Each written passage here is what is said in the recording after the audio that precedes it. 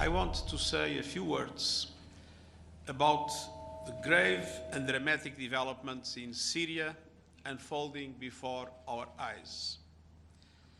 I just spoke with President Erdogan of Turkey to discuss the latest.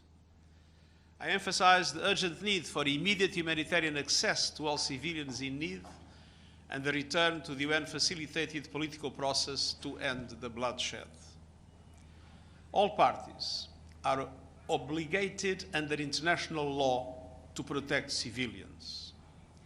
Now, this latest offensive was launched into government-controlled areas by Hayat Tahrir al-Sham, a group sanctioned by the Security Council, along with a broad range of other armed opposition groups. It has led to significant shifts in the front lines, and tens of thousands of civilians are at risk in a region already on fire. We are seeing the bitter fruits of a chronic collective failure of previous de-escalation arrangements to produce a genuine nationwide ceasefire, or a serious political process to implement Security Council resolutions.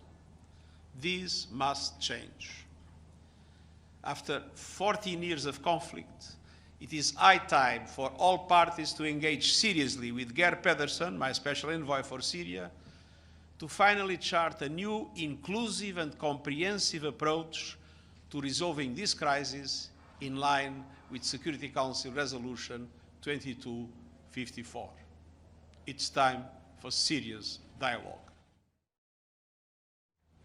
I once again urge all those with influence to do their part for the long-suffering people of Syria.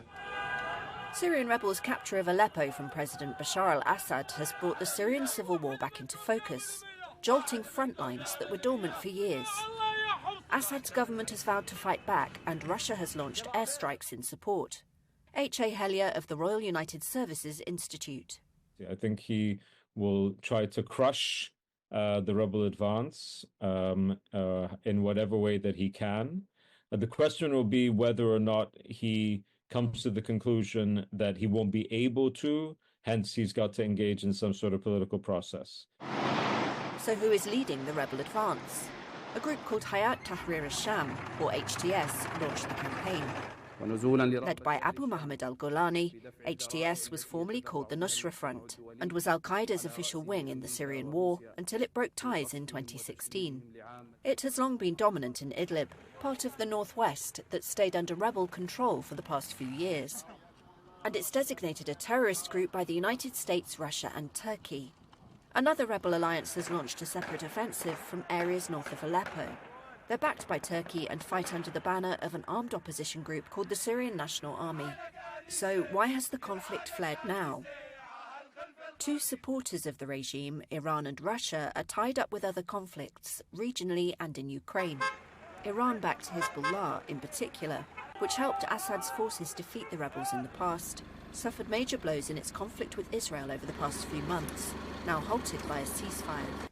Speaking in Turkey, the head of Syria's main opposition abroad, Hadi al-Bahra, said the preparations to seize Aleppo began a year ago, but were delayed by the wars between Israel and Hamas in Gaza and Israel and Hezbollah in Lebanon. And they saw it's not good to have it while there is a war in Lebanon. So the moment there were a ceasefire in Lebanon, they found that the opportunity is good for them to start. Syria is partitioned into zones with foreign troops on the ground, including the United States and Turkey.